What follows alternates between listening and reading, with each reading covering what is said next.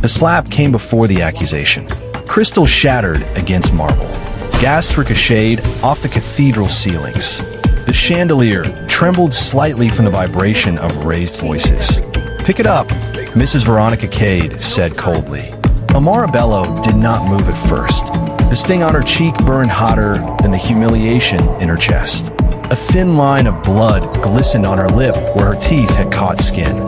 The entire Cade dynasty stood in a semicircle around her inside the grand reception hall of the Cade estate, an architectural monument of glass, chrome, and power. Rain lashed against the towering windows behind them, streaking the city's skyline into blurred silver. "I said," Veronica repeated, her diamond bracelets clinking as she folded her arms. "Pick up what you dropped." "I didn't drop it," Amara said quietly. Her husband, Adrian Cade, stood just 3 feet away. 3 feet. 3 impossible feet. He did not step forward. The broken crystal bowl lay at Amara's feet, an heirloom flown in from Prague, according to Veronica. It had been placed precariously close to the edge of the console table before the confrontation began. "I've seen girls like you before," Veronica continued, her voice carrying across the polished floors. "They come in with soft voices and hungry eyes." Amara's fingers curled into her dress. "I'm not. Don't interrupt me in my own house." Adrian shifted uncomfortably. His younger sister, Clarice, smirked openly from the staircase, her silk robe cooling dramatically around her. "She's already redecorating the place in her mind," Clarice said lightly. The cashier from mainland suddenly sleeping on Egyptian cotton. The room rippled with restrained laughter. Amara swallowed. She could still smell disinfectant on her hand from the hospital where she'd worked just months ago. She remembered the buzzing fluorescent lights, the hum of tired ceiling fans, the cracked tiles beneath her shoes. She remembered counting crumpled bills for patients who begged for more time. She had never imagined this world, and yet she had imagined love. Adrian finally spoke. "Mother, maybe it was an accident." Veronica's gaze snapped toward him. "Are you questioning me?" Silence. The rain intensified. Amara bent slowly and began gathering the shards with trembling fingers. "Careful," Clarice said mockingly. "Those pieces are worth more than your entire family house." A sharp inhale passed through Amara's lungs. "My father built that house brick by brick," she said before she could stop herself. "And now he's sick, isn't he?" Veronica replied smoothly. "Funny how that works." The words landed like knives. The truth was heavy and unrelenting.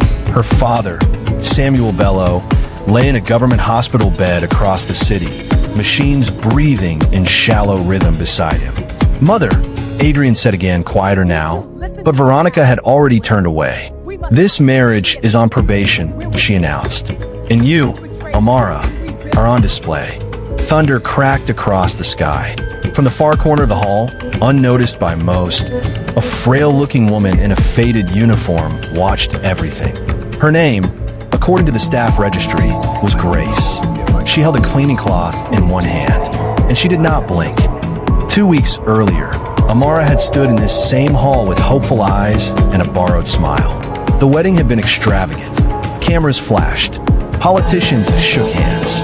Business moguls toasted champagne beneath floating orchids. Adrian had squeezed her hand during the vows. "I choose you," he'd whispered. But choosing in front of an altar and choosing inside a dynasty were very different things.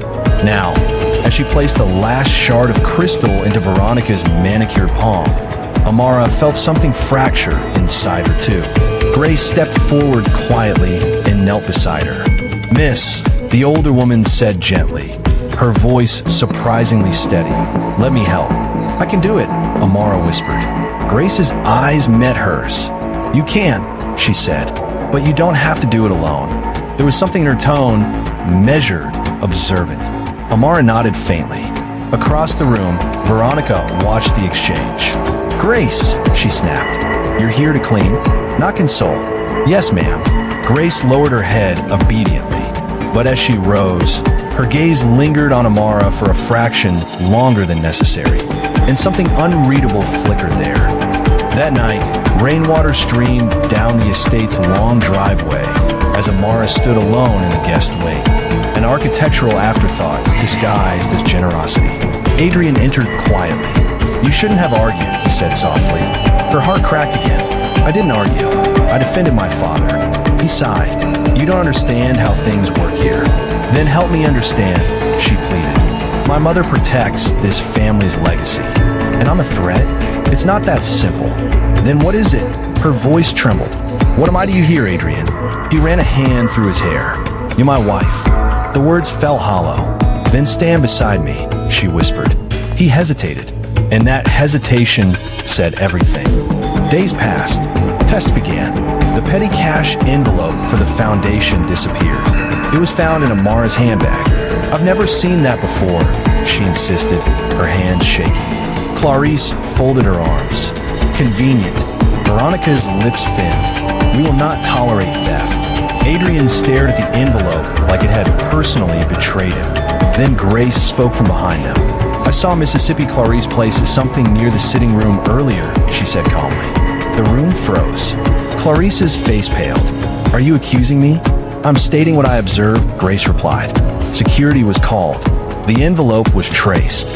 Clarice stormed upstairs. Veronica dismissed everyone without comment. That evening, Grace knocked softly on Amara's door.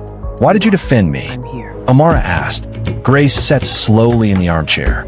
"Because truth deserves witnesses." Amara studied her more closely now. There was nothing fragile about her posture, nothing hesitant about her gaze. "Why are you really here?" Amara asked quietly. Grace smiled faintly. "To see," she said. "To measure." "Measure what?" "Character." A chill ran through Amara's spine. Outside, the rain finally stopped. But inside the Cade estate, the storm was only beginning. The next humiliation came dressed as a dinner invitation, where something modest, Mrs. Veronica Cade, said one morning without looking up from her tablet, "We wouldn't want anyone confused about where you came from."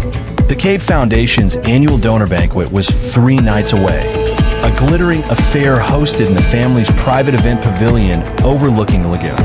Politicians, tech investors, foreign diplomats, all confirmed. Amara stood at the breakfast table untouched by appetite. "Am I attending as your daughter-in-law or as staff?" Clarice laughed without looking up from her phone. "Let's not get ambitious." Adrian shifted in his seat. "Mother, she's my wife. Of course she's attending." Veronica finally looked up. "For now," she said evenly. "She may attend, but she will assist with logistics. It's important she understands service." Amara's jaw tightened. Service is not shame. The silence that followed felt dangerous. Veronica leaned back slowly. "Be careful, Amara.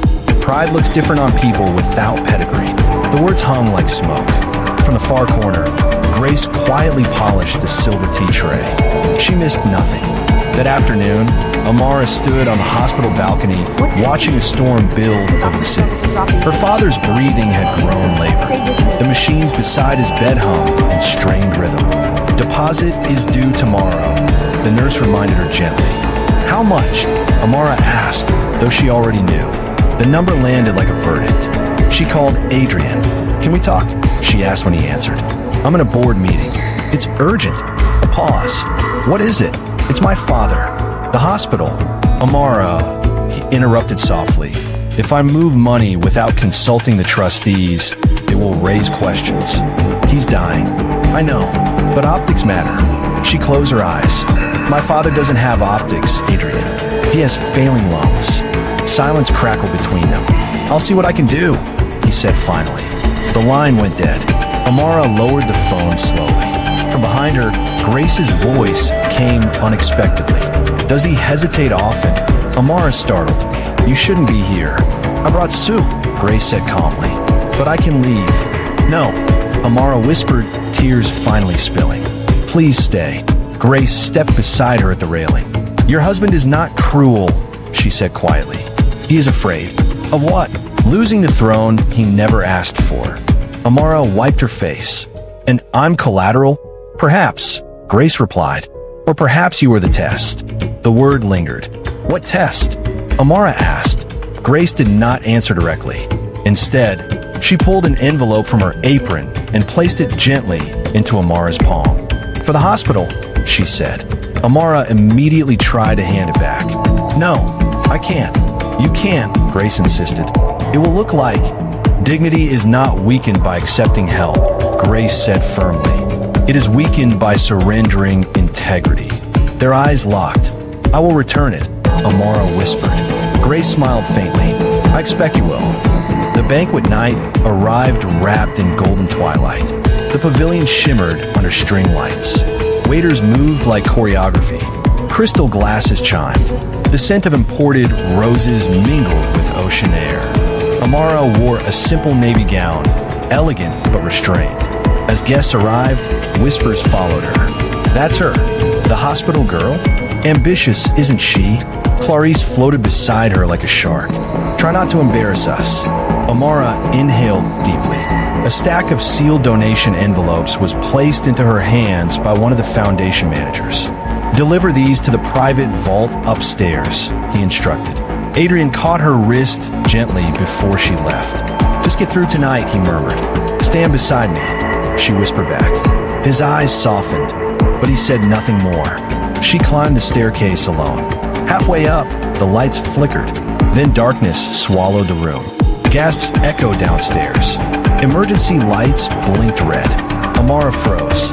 Footsteps moved somewhere behind her in the dark. Who's there? She called out. No answer. Her heart pounded violently as she clutched the envelopes to her chest. A door clicked somewhere. When the power returned 30 seconds later, security alarms were blaring. Money is missing, someone shouted below. The room erupted. Veronica's voice cut through the chaos. Where is she? All eyes turned upward. Amara stood at the top of the staircase, envelopes still in her hand. Security rushed toward her. I didn't move, she said breathlessly. The lights went out. Search her, Clarice demanded. The remaining envelopes were counted. Several were empty. Murmurs spread like wildfire. Adrian stared at her in stunned disbelief. Amara, he whispered. I didn't, she insisted. I swear to you. Veronica's expression hardened into something triumphant. I warned you, she said quietly. Grace stepped forward from the crowd, her uniform immaculate despite the chaos. The power outage originated from the West office, she said calmly. Veronica's gaze sharpened. Are you questioning my systems? I am questioning timing, Grace replied evenly. Security confirmed the breaker had been manually flipped. By whom? Adrian demanded. The head of security hesitated. Access logs were wiped. Silence fell heavy and suffocating. Amara felt the world tilt beneath her. This is my house, Veronica said coolly, and I will not have it contaminated. Security reached for Amara's arm. Adrian stepped forward instinctively, then stopped. The pause was microscopic, but Amara felt it like a knife. Take her to the guest wing, Veronica ordered. She will remain there until we convene trustees. As she was escorted away, she met Grace's gaze across the room. Grace gave the faintest nod. Hold. Later that night, thunder returned. Amara sat alone in the dim guest suite, replaying every second. The missing money, the blackout, the erased logs. Someone had orchestrated this. A soft knock came at the door. Grace entered quietly. Did you take it? She asked gently. No. Grace nodded once. Good. That's all. Amara asked, almost hysterical. You believe me? Yes. Why? Because greed leaves fingerprints, Grace said calmly. And yours are clean. Amara exhaled shakily. They're going to destroy me. Grace's eyes darkened. Only if you let them. I don't have power here. Grace leaned closer. Power is not volume, she said softly. It is patience. The storm outside raged violently, and inside the Cade estate, the final reckoning began to stir. By morning, the story had already spread. Not publicly. Veronica Cade would never allow scandal to escape the estate's iron gates. But internally, within the polished corridors and guarded whispers of the Cade dynasty, Amara Bello had been judged. She was no longer the ambitious outsider. She was the thief. Amara stood by the narrow window of the guest wing as gray dawn seeped into the sky. The lagoon below looked restless, wind slicing across its surface like a blade. Her phone buzzed in her hand. The hospital. She answered immediately. Miss Bello. The nurse's voice was strained. Your father's oxygen levels dropped overnight. The consultant says he needs immediate intervention. How much? Amara whispered. The number was higher this time. Much higher. Her knees weakened. I'll be there, she said, forcing strength into her voice. She ended the call and reached for the door. It was locked. Her breath caught in her throat. She knocked once. No response. She knocked harder. Finally, footsteps approached.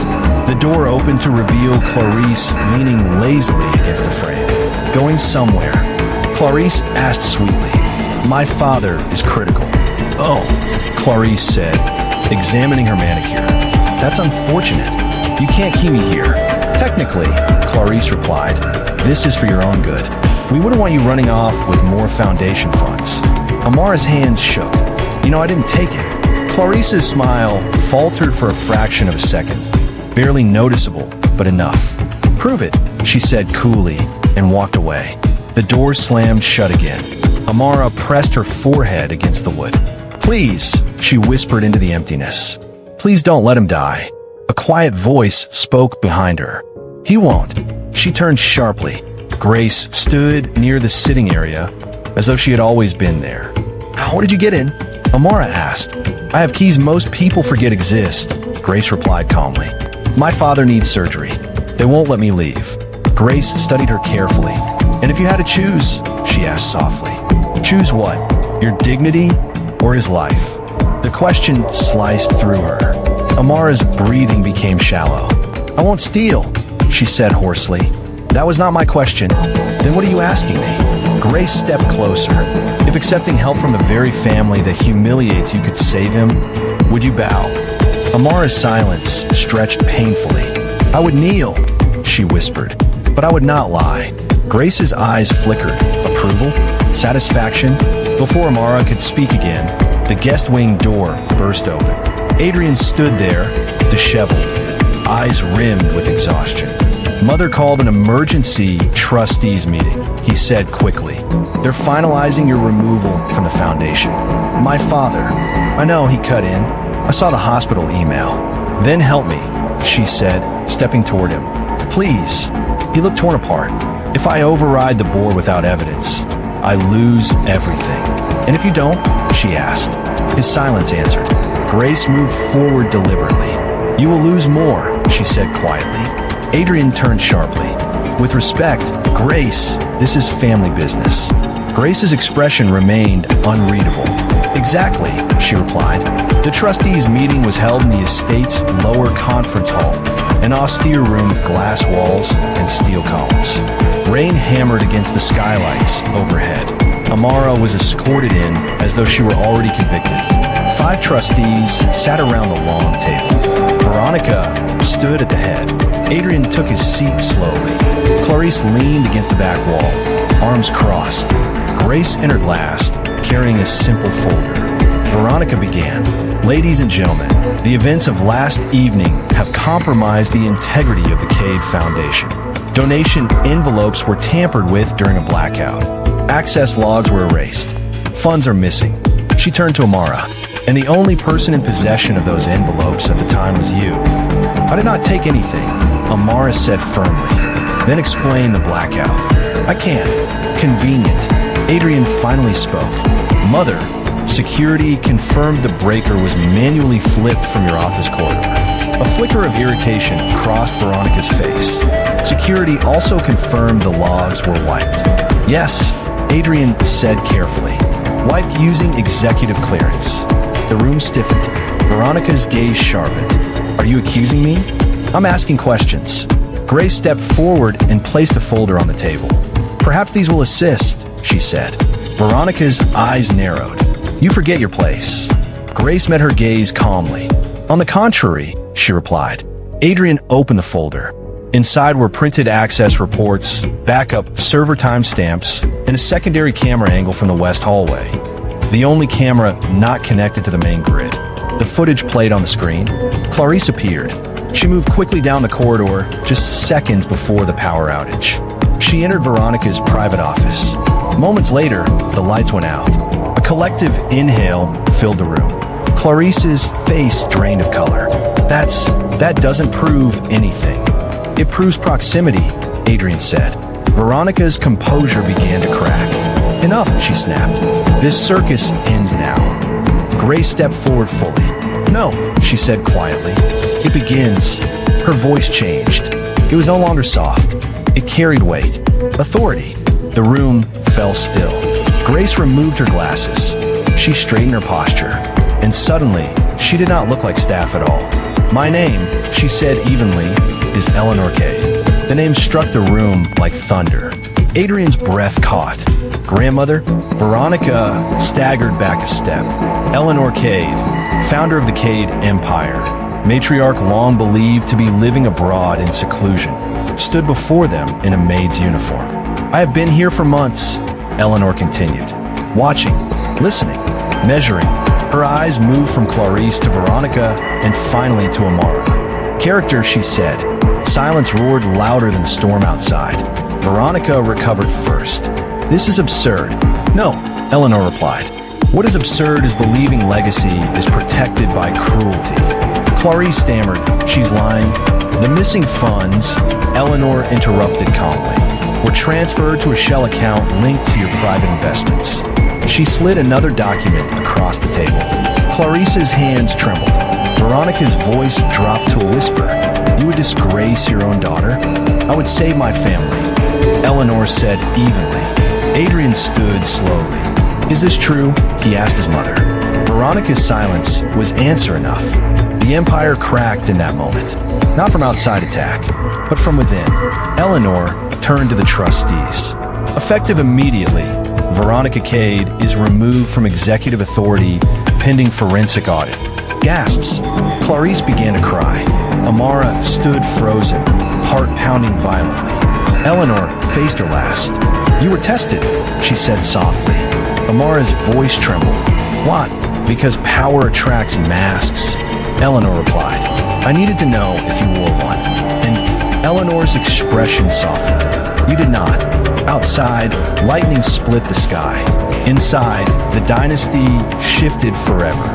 The silence after the revelation felt heavier than the storm. Rain pressed against the skylights in relentless sheets, as if the sky itself demanded cleansing. No one moved. Clarice's mascara streaked down her cheeks. Veronica stood rigid, pride warring with humiliation in her eyes. Trustees whispered among themselves, already calculating damage control. Adrian stared at his grandmother, at Eleanor Cade, not as the fragile maid who had carried tea trays and mopped marble floors, but as the architect of everything he had inherited. You were here the whole time? He asked quietly. Yes, Eleanor replied. Long enough to see who protects this family's name and who feeds on it. Her gaze shifted to Amara, and who suffers for it. Amara felt her legs weaken. She steadied herself against the edge of the table. My father, she breathed suddenly, as reality crashed back in. He needs surgery. I have to go. Adrian's head snapped toward her. Why didn't you say? I did, she said, not angrily now, just tired. You were busy protecting optics. The words landed harder than accusation. Eleanor stepped closer. How much? Amara hesitated. It's not your responsibility. Eleanor's eyes sharpened. Answer me. Amara gave the figure. Eleanor nodded once and turned to the trustees. Release the funds from my private account, she said calmly. Immediately, Veronica's voice trembled with fury. You would finance her manipulation? Eleanor turned slowly. If this young woman wished to manipulate us, she said, her voice low and controlled, she would have stolen what she had every opportunity to take. The room went still. She chose dignity, Eleanor continued. Even when dignity cost her comfort, even when it risked her father's life. Adrian looked at Amara, shame rising visibly in his expression. You should have told me it was that urgent, he said. I shouldn't have to beg my husband for compassion, she replied. The honesty cut through him. Eleanor faced Adrian now. Leadership is not inheritance, she said firmly. It is courage, and you have been dangerously silent. Adrian swallowed hard. You watch your wife be humiliated. I was trying to keep peace. Peace without justice is cowardice. Eleanor interrupted. The words echoed. Outside, thunder rolled. Inside, Adrian's face shifted. Something cracking, something reforming. "I won't be silent again," he said quietly. Eleanor studied him for a long moment. "See that you aren't."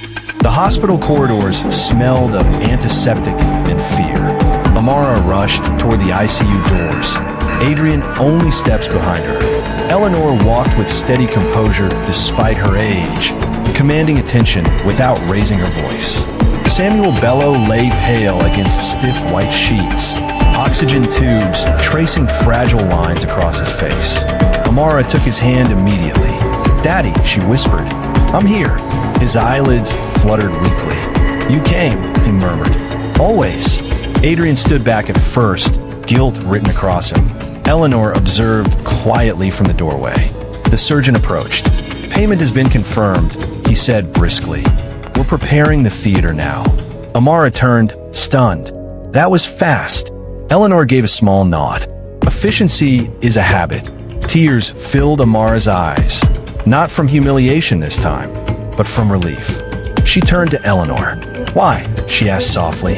"Why go through all this? Why pretend?" Eleanor stepped closer, her voice gentle but firm.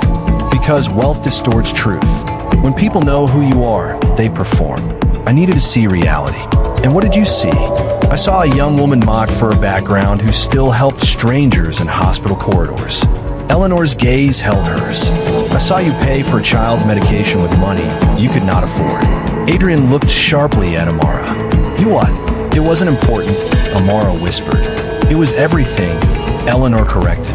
Adrian exhaled slowly, absorbing the weight of what he had ignored. "You were carrying all this alone," he said. "I didn't want to burden you," she replied. "You're my wife," he said, stepping closer. "Your burdens are mine." This time, there was no hesitation. He took her hand firmly. "I failed you," he admitted. The words were simple, but they were real. Amara searched his face. "I don't need perfection," she said quietly. "I need partnership." "You have it," he said. From now on, Eleanor watched them, satisfied but not indulgent. "Words," she said calmly, "must be followed by action." Weeks later, the Cade estate felt different. The marble still gleamed. The chandeliers still shimmered. But something invisible had shifted. Veronica no longer occupied the executive suite. Clarice avoided eye contact and had quietly relocated to a smaller apartment downtown. A forensic audit revealed deeper financial manipulation within the foundation. Shell accounts, inflated invoices, quiet diversions of charitable funds. The scandal never reached headlines.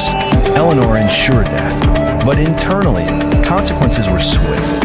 One evening, as golden sunset washed the estate in amber light, the foundation's new charter was announced in the main hall. Transparency clauses, independent oversight, community healthcare initiatives. Amara stood beside Adrian, not behind him. He addressed the assembled staff and trustees. "Integrity," he said steadily, "is not optional. It is our foundation." His eyes met Amara's briefly. "In silence," he added, "is not neutrality. It is complicity." Eleanor watched from the balcony above, hands folded. After the meeting dispersed, Amara found her there. "You didn't have to give me your place," Amara said softly. Eleanor smiled faintly. "My place was never a chair," she replied. "It was responsibility." Amara hesitated. "Was I ever truly at risk?" she asked. Eleanor's gaze turned distant. "Yes." The answer was honest. "I needed to know if you would choose survival over integrity. If you had stolen that night, even once, I would have removed you quietly." Amara absorbed that. "And if I had accepted humiliation without speaking?" Eleanor studied her. "Endurance without self-respect becomes weakness," she said. "You endured, but you also spoke." Amara exhaled slowly. "I was afraid." "Courage is acting while afraid," Eleanor replied. Below them, Adrian walked toward the courtyard where children from the Foundation's new medical outreach program were arriving for free screenings. Samuel Bello, healthier now, stood among them, leaning lightly on a cane but smiling proudly. Amara's heart swelled. "You protected me," she said quietly. Eleanor shook her head gently. You protected yourself. I simply revealed it. Down in the courtyard, a little boy tugged at Amara's dress. Thank you for helping my sister, he said shyly. Amara knelt to his height. Take care of her, she whispered. Adrian joined her, placing a steady hand at the small of her back. Not possessive, but present. The sun dipped lower, casting long golden shadows across the estate. For the first time since stepping into this world of marble and suspicion, Amara felt something stronger than endurance, belonging. Not because she had married into wealth, but because she had refused to surrender herself to it. Above them, Eleanor Cade watched quietly. Tests were necessary, but so was mercy, and in the end, legacy was not secured by fear or control. It was secured by courage. The storm had passed, and in its wake, something far more powerful remained. A family rebuilt not on pride, but on truth.